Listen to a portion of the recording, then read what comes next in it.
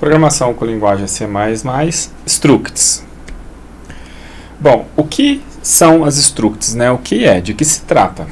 Struct nada mais é do que uma forma de se agrupar diferentes tipos, diferentes informações em um único tipo. Então, ele nos permite criar uma espécie de um tipo, né? Uma estrutura que nos permite criar uma variável, só que a partir desse tipo, a partir dessa estrutura, a variável ela não precisa necessariamente, ela não tem necessariamente que ter um único valor, ela pode ter vários valores. Bom, mas o que diferencia então de um vetor ou uma matriz, né, que é uma espécie de uma variável com muitos valores? É que nestes, né, no vetor e na matriz, os valores são homogêneos, né? Eu só posso ter, por exemplo, se eu tenho uma matriz de inteiros, independente do tamanho que seja a matriz, eu só posso ter valores inteiros. No caso da struct, eu declaro uma struct com quantos e quais tipos eu quiser dentro da struct, ou seja, eu posso ter uma variável que armazena uma informação inteira e uma informação char. Então, na mesma variável, eu tenho essas duas informações dentro de uma mesma variável. Então, isso é a struct, isso é o que a struct nos permite. Daí eu posso também, né, lógico, ter dentro da struct um vetor. E posso também fazer um vetor dessa struct. São as formas, né, de se utilizar a struct. Como que se declara? Nós vamos ver aqui logo na sequência a sintaxe, né, de como se declara e como se utiliza. Como que eu faço uso? Porque eu tenho, quando eu declaro uma variável do tipo nativo, né, de um tipo inteiro, por exemplo, eu só utilizo. Então eu vou lá, int x, declarei uma variável chamada x do tipo inteiro. No caso de uma struct, eu preciso de criar essa struct e depois utilizar ela. Depois criar uma variável do tipo dessa struct. Como se alimenta e se obtém os valores? Os valores, essa struct, como ela tem diversas possibilidades de valores dentro de uma mesma variável, eu tenho que separar ela vai ser separada, né, por campos. Por exemplo, eu tenho uma informação inteira e uma informação char dentro dessa struct. Então, eu alimento a informação inteira e eu alimento a informação char em momentos diferentes. Então, eu coloco informações dentro dessa struct por meio de acessando esse campo dessa struct, e eu obtenho a informação que está dentro dessa struct da mesma forma, acessando o campo de uma struct. Aí, no caso da struct, não é somente... por exemplo, cin, o nome da struct, ou cout, o nome da struct. Eu não faço acessos direto na struct. Eu tenho que especificar qual é o campo que eu estou fazendo acesso dessa struct. Então, por exemplo, se eu tenho lá um campo endereço, que é um vetor de char dentro de uma struct contato, para eu acessar eu tenho que fazer contato.endereço. Aí eu estou acessando o campo endereço dessa struct. E, como já dito anteriormente, né, dá para se utilizar matrizes e vetores dentro da struct, ou seja, eu posso criar um campo da struct sendo matriz ou vetor, e dá também para eu fazer uma matriz ou um vetor desse tipo, dessa struct que foi criada. Bom, aqui, para a gente ver a sintaxe, né, imagina esse exemplo de uma agenda de contatos, onde eu tenha um nome, um endereço e um telefone. Neste caso, olha só, essa struct ela tem que ficar fora do programa principal. Tem que ficar, a declaração dela é dentro, né, a utilização dela é dentro. Mas a criação dessa struct é fora da função principal. Então, eu tenho a palavra reservada struct, né, que é o que especifica que isso é uma struct. O nome da struct, aqui fica a sua necessidade de utilizar, né? Pode ser o nome que quiser. Abre chaves, dentro das chaves tem os campos, como se fossem os atributos. Então eu tenho o nome, que é um vetor de char de 30 posições, eu tenho endereço, que é um vetor de char de 50 posições, e eu tenho telefone, que é um vetor de char também de 12 posições. Olha, cada informação é como se fosse uma função, né? Aqui dentro, cada informação eu finalizo com, cada declaração de campo, né? Eu finalizo com ponto e vírgula. E no caso da struct, né? Que ele é um bloco, assim como é uma função, né? Fora do main, mas no caso específico do struct eu finalizo ele com ponto e vírgula, né? Diferente da função main, das funções, né, que ficam fora do main. Então, diferente de qualquer coisa que fica fora do main, né, função, eu coloco ponto e vírgula aqui. Mas por que eu tenho que pôr esse ponto e vírgula aqui? Porque a struct é como se fosse uma declaração, né, como se fosse uma criação de um tipo. Então, eu só tenho, né, essa separação, mas é como se fosse uma única instrução isso daqui. E essa declaração desse tipo eu finalizo com ponto e vírgula, tá? Vamos ver então como que funciona na prática para a gente fazer alguns exemplos, né? Bom, já aqui no C++, para a gente declarar uma struct, a gente tem que vir aqui fora, né, da função main. A gente utiliza a palavra reservada struct e dá um nome para essa struct. Na hora que eu coloco o abre chaves, ele já fecha, né, a própria, ele que eu digo aqui é o code blocks, né, IDE. Já fecha a chave, já coloca o ponto e vírgula finalizando. E aqui eu posso definir os meus tipos, né. Então, olha, eu tenho lá os vetores, né, nome com 30 letras, endereço com 50,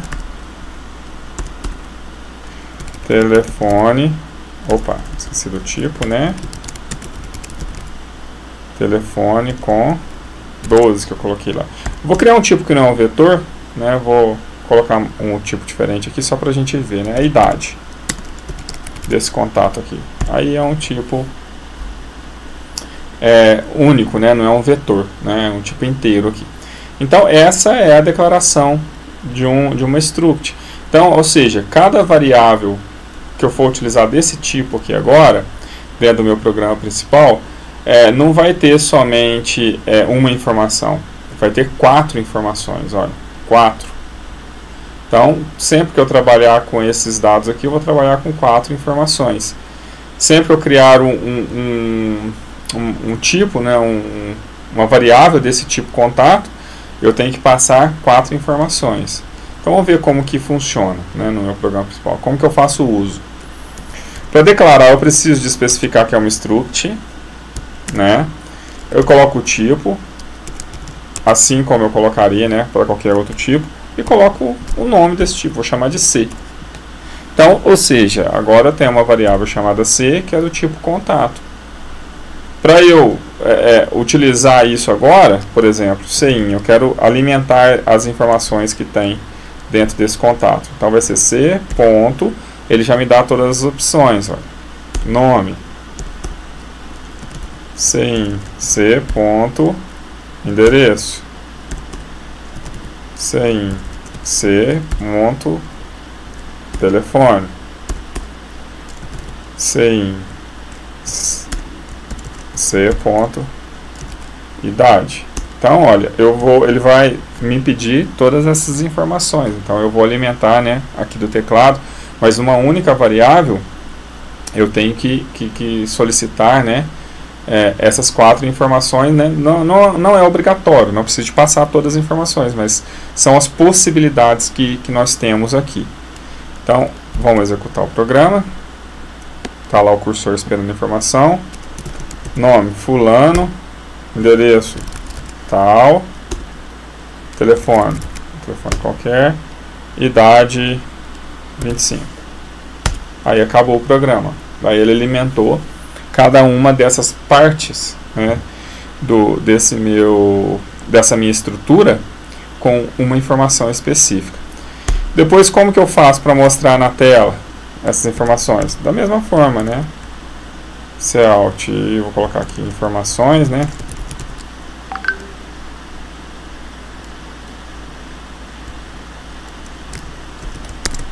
Informações. E aí a gente vai verificar todas as possibilidades. Deixa eu pular uma linha, né?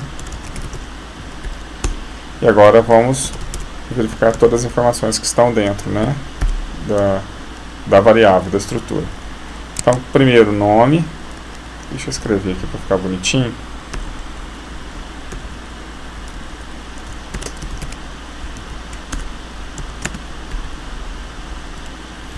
Vou pular uma linha aqui também.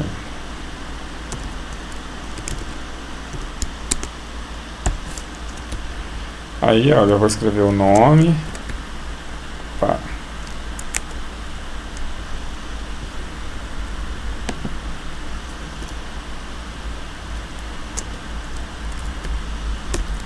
Endereço, telefone, idade. Então, vamos lá, nome, endereço. Aí eu vou no campo endereço, né? C ponto, endereço, telefone.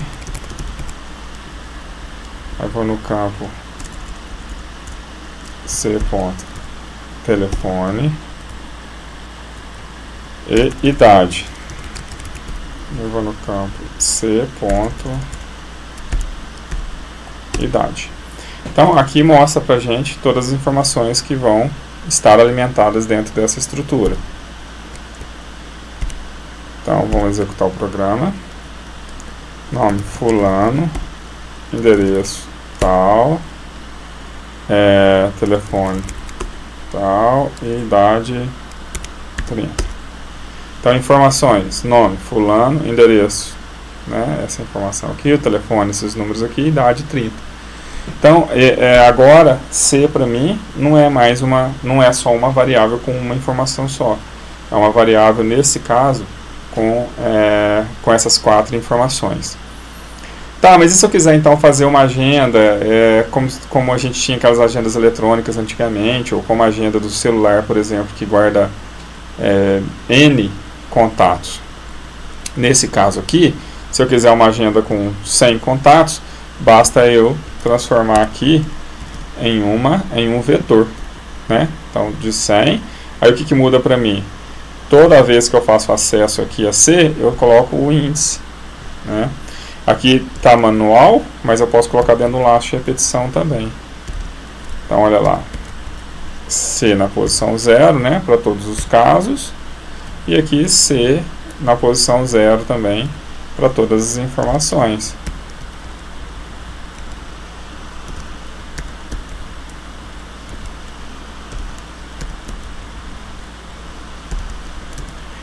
Nesse caso, né, repetindo, nesse caso está estático a posição do vetor, mas eu poderia fazer ali um programa que ele vai, por exemplo, solicitando novos registros e a pessoa vai alimentando as informações até que preencha, né, percorra todas as posições do vetor, preencha todas as posições do vetor, utilize da forma como for necessário.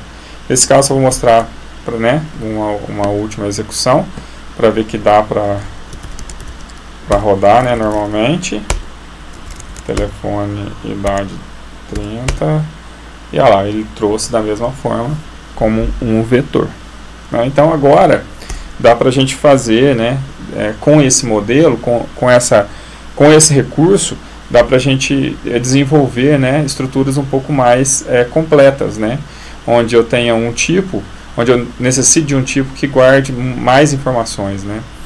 Então agora dá para fazer um sistema, por exemplo, de notas de um aluno, onde eu tenho que caracterizar, né, um aluno com muitas informações, ou uma matéria com muitas informações. A própria agenda aqui, onde eu tenho que caracterizar um contato com muitas informações. Enfim, né, agora dá para, utilizando, né, esse recurso, dá para a gente fazer sistemas, né, programas bem mais completos.